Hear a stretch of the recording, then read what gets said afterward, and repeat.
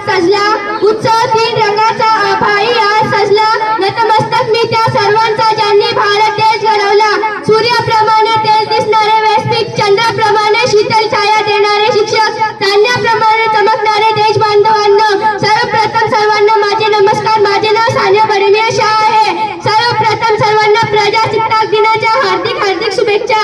आज 26 जानेवारी हा दिवस आपण प्रजासत्ताक दिन किंवा गणतंत्र दिन म्हणून मोठ्या उत्साहात साजरा करीत आहोत। हा दिवस देशाच्या प्रत्येक नागरिकांसाठी उत्साहाचा, आनंदाचा व अभिमानाचा आहे। मित्रहो, आपल्या देशाला 15 ऑगस्ट 1947 रोजी स्वातंत्र्य मिळाले, पण त्या स्वातंत्र्याला आकार मिळाले म्हणजे ते 26 जानेवारी 1950 रोजी, कारण या दिवशी संविधान अंमलात आले।